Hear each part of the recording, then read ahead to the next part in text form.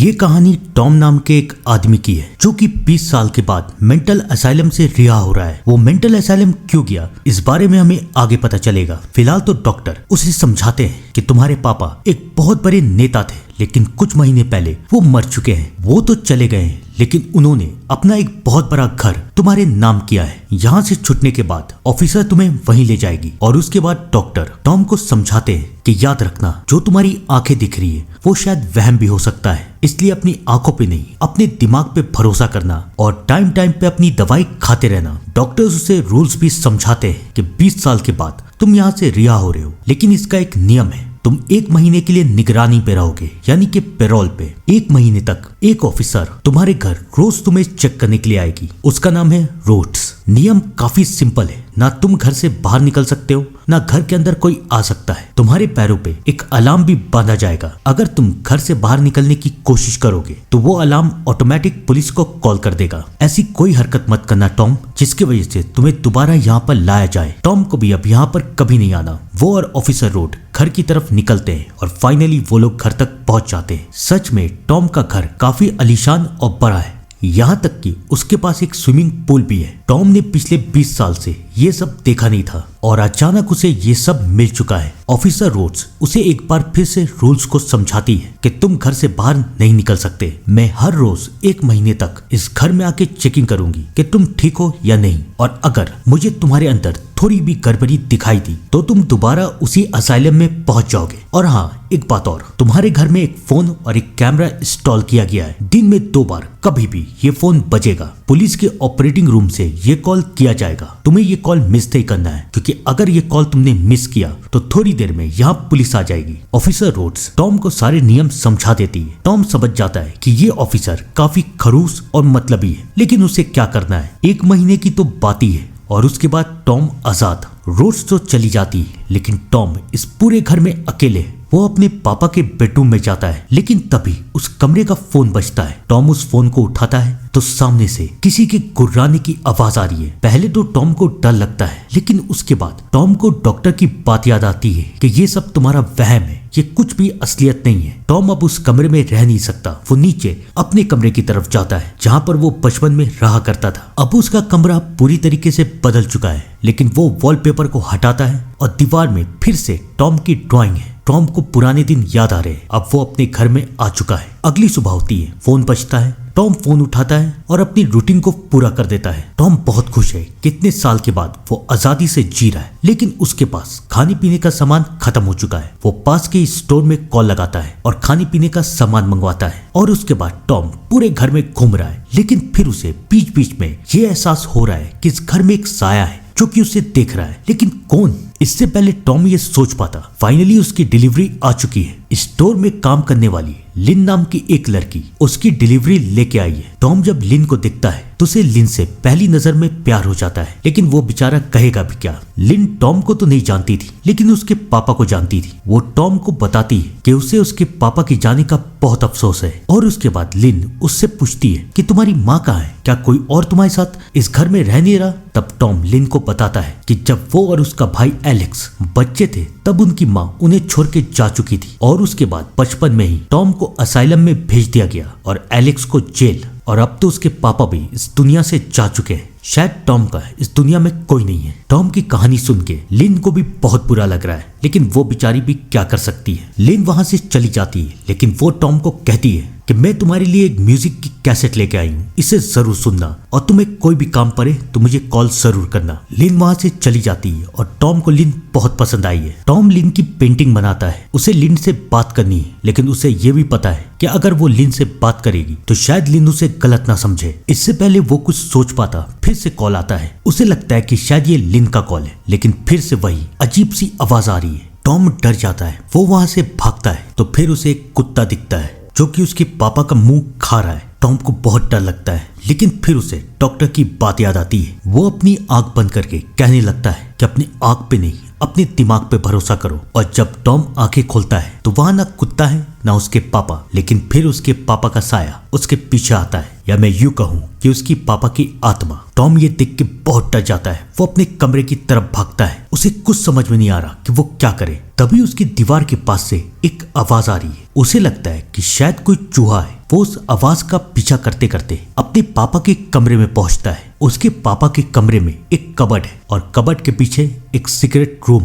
लेकिन ये रूम किसका है? आखिरकार ये पापा ने क्यों बनाया? वो उस रूम के अंदर जाता है। वो रूम काफी बड़ा है और हर एक कोने में एक छेद है और उस छेद से इंसान इस घर के हर एक कमरे में झांक सकता है। आखिरकार उसके पापा ने ये क्यों बनाया है उसे कुछ समझ में नहीं आ रहा। लेकिन तभी वो एक कमरे में दिखता है और उसे उसके पापा का साया दिखता है। वो डर जाता है। उसे लगता है कि शायद उसके पापा की आत्मा इस घर में घूम रही है। वो डरते हुए बाहर की तरफ भागता है। लेकिन वो घर से बाहर कैसे जाएगा? अगर वो घर से बाहर निकलेगा तो पुलिस आ जाएगी और अगर पुलिस आई तो वो दोबारा उस असाइलम में पहुंच जाएगा। उसे कुछ समझ में नहीं आ रहा कि वो क्या करे। वो अब इस घर में अकेला नहीं रह सकता। वो रोड को कॉल करता है और थोड़ी देर में रोड वहां पर आ भी जाती है। रोड उसे समझाती है कि इस घर में कोई आत्मा नहीं है, सिर्फ तुम हो, बाकी तुम्हारे दिमाग का वहम है। टॉम रोड को कुछ देर रुकने के लिए कहता है। रोड को ऐसा लगने लगता है कि शायद टॉम उससे प्यार करने लगा है, लेकिन वो उसे समझाता है कि वो उससे प्यार नहीं करता। ये सुन के रोड को बहुत गुस्सा आता है। वो उससे उसकी दवाई छीन लेती है और कहती है, ठीक है, तुम मुझसे प्यार नहीं करते ना, तो यहीं तड़पो और तुम्हारा दिमाग तुम्हारे साथ जो खेल खेलेगा उसे भुगतो। टॉम चिल्लाता रहता है कि प्लीज मेरी दवाई मुझे दे दो, लेकिन रोड्स उसकी दवाई लेके वहां से चली जाती है। टॉम को समझ में नहीं आ रहा कि वो अब क्या करे। वो बहुत डर चुका है। तरह तरह की आवाजें, तरह तरह के लोग उसे दिखाई देने लग रहे हैं। किसी तरीके से वो अपनी रात गुजारता है। सुबह होती है, फिर से वो अपने रूटीन को फॉलो करता है, लेकिन अभी भी उसे बहुत अजीब लग रहा है। उसे अपनी दवाइयों की जरूरत है। वो स्विमिंग पूल में नहाने के लिए जाता है तो अचानक स्विमिंग पूल बंद होने लगता है। उसे समझ में नहीं आ रहा कि ये सब क्या हो रहा है। वो घर में घूम रहा है तो हर जगह पे उसे उसके पापा का साया दिख रहा है। वो बहुत डर चुका है, लेकिन वो मदद किससे मांगे? एक ही तो है, लिन। वो लिन को कॉल करता है। लिन भी उसे बताती है कि वो उसी के बारे में सोच रही थी और उसने टॉम के बारे में थोड़ी सी रिसर्च की है और उसे जो पता चला है वो काफी खौफनाक है। टॉम लिन को समझाता है कि मैं तुम्हें सब कुछ बता दूंगा, बस तुम मेरी दवाई लेके घर में आ जाओ। लिन मान जाती है, लेकिन अभी भी दवाई लाने में कुछ वक्त है। टॉम को समझ में नहीं आ रहा कि वो क्या करे। तभी उसे घर में एक और साए का एहसास होता है। याद है ना वो सीक्रेट कमरा? टॉम उसी कमरे की तरफ भाग जाता है और हर एक कमरे में देख रहा है कि कहां पर कौन है। और तभी उसे वहां एक आदमी दिखता है और वो आदमी और कोई नहीं बल्कि टॉम का भाई एलेक्स है। अपने बड़े भाई को देख के टॉम डर जाता है और चौंक भी जाता है कि आखिरकार एलेक्स जेल से छूट के कैसे आया। एलेक्स उसे बताता है कि वो जेल तोड़ के आया है सिर्फ अपने भाई से मिलने के लिए। टॉम को लगता है ये उसकी गलतफहमी है, यहाँ पर कोई एलेक्स नहीं है। वो चिल्लाने लगता है, तुम असली नहीं हो, तुम असली नहीं हो। लेकिन एलेक्स हंस रहा है। वो कह रहा है मैं असली हूँ भाई। वो अपने बाइक को लेके उनके घर में आता है। टॉम को समझ में नहीं आ रहा कि वो क्या करे। वो अपने भाई को समझाता है, तुम यहाँ नहीं रह सकते। अगर पुलिस वाले ने हमें पकड़ लिया तो मैं दोबारा असाइलम में चला जाऊंगा, प्लीज यहाँ से जाओ। लेकिन एलेक्स अपनी भाई की बात मान ही नहीं रहा। टॉम को इस बात पे भी यकीन नहीं कि क्या एलेक्स यहाँ पर सच में या उसकी गलतफहमी है, क्योंकि उसने काफी टाइम से दवाई नहीं खाई है। टॉम अपने कमरे में जाके सो जाता है। थोड़ी देर में टॉम की आंख खुलती है और वो बाहर आता है तो दिखता है कि पूरा घर बिखरा हुआ है। एलेक्स ने पूरे घर को तोड़ दिया है। लेकिन क्यों? एलेक्स क्या ढूंढ रहा है? वो अपने भाई से पूछता है, तुम चाहते क्या हो? एलेक्स टॉम को समझाता है कि हमारी मम्मी और पापा ने हमारे साथ बहुत गलत किया। मम्मी हमें बचपन में छोड़ के चली गई और पापा ने हमें जेल जाने दिया। अब हमारा हक जो है वो मैं लेने आया हूँ। इससे पहले टॉम जान पाता कि एलेक्स किस हक की बात कर रहा है, फोन बजता है और ये फोन लिन का है। लिन टॉम को बताती है कि वो कुछ देर में दवाई लेके आ रही, लेकिन अब टॉम को डर लग रहा है क्योंकि उसके सामने एलेक्स है। वो एलेक्स को समझाता है कि प्लीज यहाँ से जाओ, लेकिन एलेक्स उसकी बात मानने को तैयार ही नहीं है। वो उसे स्विमिंग पूल में फेंक देता है। कुछ देर के बाद टॉम की आंखें खुलती है तो उसके सामने लिन है। अब टॉम को डर लग रहा है कि इस घर में एलेक्स है, वो कुछ भी कर सकता है। वो लिन को यहाँ से जाने के लिए कह रहा है, लेकिन लिन उसकी बात सुन नहीं रही। वो एलेक्स से कहती है कि मैं सिर्फ एक ही शर्त पे यहाँ से जाऊंगी, अगर तुम मुझे ये बताओगे कि तुम मेंटल असाइलम क्यों गए थे, क्योंकि मुझे पता चला है कि तुम पे और तुम्हारे भाई के ऊपर एक लड़की के मर्डर का चार्ज था। क्या सच है? बताओ मुझे। टॉम को मजबूरी में सब कुछ बताना पड़ता है। वो लिन को बताता है कि जब वो स्कूल में था तो उसे अपनी उम्र की एक बड़ी लड़की से प्यार हो गया। उसने उसे प्रपोज किया और उस लड़की ने सबके सामने उसका मजाक उड़ाया। टॉम को ये बात बहुत बुरी लगी। वो एलेक्स के पास गया, एलेक्स को सब कुछ बता दिया। तब एलेक्स और टॉम ने ये फैसला किया कि वो उस लड़की को डराएंगे और उसका मजाक उड़ाएंगे। उन्होंने ऐसा ही किया, लेकिन लड़की डरी तो, लेकिन उसे गुस्सा भी आया और वो एलेक्स और टॉम दोनों के ऊपर चिल्लाने लगी। टॉम तो चुपचाप उसकी बात सुन रहा था, लेकिन एलेक्स को गुस्सा आ गया। उसने उस लड़की को डुबा डुबा के मार दिया। जब टॉम ने उसे रोकने की कोशिश की तो एलेक्स ने टॉम के हाथ को हथकड़ी से बांध दिया और टॉम को कहा कि तुम चुपचाप ये सब देखो। टॉम ये सब देखता रहा और लड़की मर गई। उसके बाद एलेक्स ने उसकी बॉडी को ठिकाने लगाया और टॉम को धमकी दी कि वो किसी को ये बात नहीं बताएगा। टॉम ये सदमा बर्दाश्त नहीं कर पाया और उसकी दिमागी हालत खराब होने लगी, इसलिए उसे मेंटल असाइलम भेज दिया गया। लेकिन उसके जाने के बाद भी एलेक्स सुधरा नहीं। वो लड़कियों को मारने लगा और एक दिन वो पकड़ा गया और तब सबको यकीन हुआ कि टॉम ने उस लड़की को नहीं मारा था। एलेक्स तो जेल चला गया, लेकिन 20 साल के बाद टॉम को असाइलम से रिहा कर दिया गया।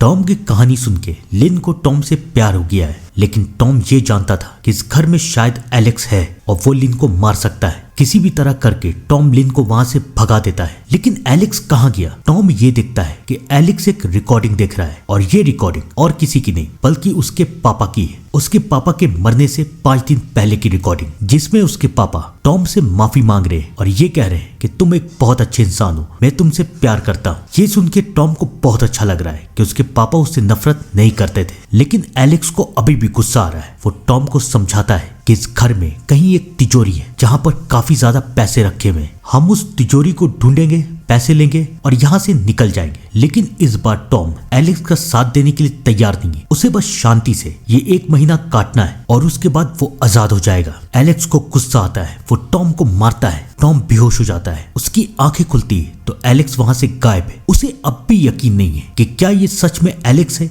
या उसका वहम। वो लिन की लाई हुई दवाई खाता है। दवाई का साइड इफेक्ट था, उसे चक्कर आने लगता है और इसी वक्त ऑफिसर रोड्स भी घर में आती है। उसे अपनी गलती का एहसास हो चुका था कि उसे टॉम के साथ ऐसा बिहेव नहीं करना चाहिए। वो टॉम से माफी मांगती है और उससे कहती है कि मैं अभी घर जाके तुम्हारी दवाई लेके आती हूँ। रोड्स तो वहां से चली जाती है और टॉम बेहोश हो जाता है। कुछ देर के बाद टॉम की आंखें खुलती है तो टॉम ये दिखता है कि एलेक्स घर में नहीं है और ना ही एलेक्स की बाइक। टॉम को लगता है कि शायद एलेक्स जा चुका है। वो बहुत खुश होता है और अब बारी थी कि वो लिन को अपनी दिल की बात बता दे। वो लिन को घर बुलाता है। लिन भी उससे मिलना चाहती थी। लिन भी आती है। वो दोनों बातें करते हैं और लिन भी टॉम को अपने बारे में सब कुछ बताती है कि मैं भी तुम्हारी तरह बचपन से मेरा कोई अपना नहीं, मैं भी हमेशा डिप्रेशन में रहती थी, लेकिन जब से तुम मुझे मिले हो मुझे लगता है कि मेरा भी कोई अपना है। टॉम और लिन दोनों एक साथ बहुत खुश हैं। लिन टॉम से कहती है कि वो वॉशरूम जा रही है। काफी दिनों के बाद टॉम इतना खुश है, लेकिन तभी उसे एक आवाज आती है। वो वॉशरूम की तरफ जाता है तो ये देखता है कि एलेक्स अभी भी घर में है और उसने लिन को बेहोश कर दिया है। उसे समझ में नहीं आ रहा कि वो क्या करे। वो लिन को लेके बाहर की तरफ जा रहा है और इसी वक्त रोड्स भी वहां पर आ जाती है। रोड्स को ऐसा लगता है कि शायद टॉम लिन को मारने वाला है। टॉम उसे समझाता है कि ये उसने नहीं किया, उसके भाई ने किया। लेकिन रोड्स हंसती है और कहती है कि तुम्हारा भाई जेल में मर चुका है। क्या एलेक्स जेल में मर चुका है? तो क्या ये सब टॉम की गलतफहमी थी? बिल्कुल भी नहीं। एलेक्स जिंदा था और वो वहां आके रोड्स को मार देता है। अब वो एक बार फिर से वही सब करने वाला है जो कि उसने बचपन में किया था, लेकिन इस बार उसके निशाने में लिन है। टॉम को किसी भी तरीके से लिन की जान बचानी थी। वो एलेक्स को समझाता है कि स्विमिंग पूल के पास एक बेसमेंट है, शायद वहां पर लॉकर हो। टॉम की बात सुन के एलेक्स स्विमिंग पूल के बेसमेंट की तरफ जाता है और यहाँ पर टॉम लिन को बचाने की कोशिश कर रहा है। एलेक्स जब बेसमेंट में पहुंचता है तो उसे कुछ ऐसा दिखता है जिसे देख के वो डर जाता है। उसे बहुत गुस्सा आता है। वो ऊपर की तरफ जाता है और टॉम को बेसमेंट में बंद कर देता है। उस बेसमेंट में एक कमरा है और उस कमरे में एक फोन है। एलेक्स उस पे कॉल करता है और उसे बताता है कि तिजोरी लॉक है और नीचे बेसमेंट में कोई और भी है जो कि तुम्हारा इंतजार कर रहा है। टॉम एलेक्स को समझाता है कि उसे तिजोरी खोलने का कोड पता है, लेकिन अभी उसने क्या कहा? नीचे बेसमेंट में कोई है। कौन है? वो पीछे पलट के दिखता है तो वहां पर एक औरत है। उसे देख के टॉम डर जाता है, लेकिन वो औरत टॉम को ये दिखाती है कि उसकी जुबान नहीं है, किसी ने उसकी जुबान काट दी है और वो अपनी हाथ दिखाती है। उसके हाथ में वही अंगूठी है जो कि उसकी माँ के हाथ में थी, यानी कि ये औरत टॉम की माँ है। उसकी माँ कभी उसे छोड़ के नहीं गई थी। और फिर उसे याद आता है कि इसी कमरे का फोन शायद उसकी माँ पूरे घर में करती थी मदद के लिए, और टॉम को ऐसा लगता था कि ये आवाज उसका वहम है। लेकिन उसकी माँ यहाँ कर क्या रही है? यानी कि उसके पापा ने उसकी माँ को यहाँ बंद कर दिया था, लेकिन क्यों? टॉम अपनी माँ को आजाद करता है और अब एलेक्स लिन के साथ नीचे आ चुका है। वो टॉम को कहता है, तुम्हें क्या लगता है कि हम लोग ऐसे क्यों हैं? मैं इतना साइको क्यों? क्योंकि हमारे पापा भी ऐसे ही थे, वो साइको किलर थे। वो भी सबको तरपा तरपा के मारते थे। देख लो उन्होंने हमारी माँ के साथ क्या किया। उसके बाद एलेक्स अपनी माँ को मार देता है। टॉम इससे पहले कुछ कर पाता, एलेक्स उसे धमकी देता है कि अगर तुमने तिजोरी नहीं खोली तो मैं तुम्हारी गर्लफ्रेंड को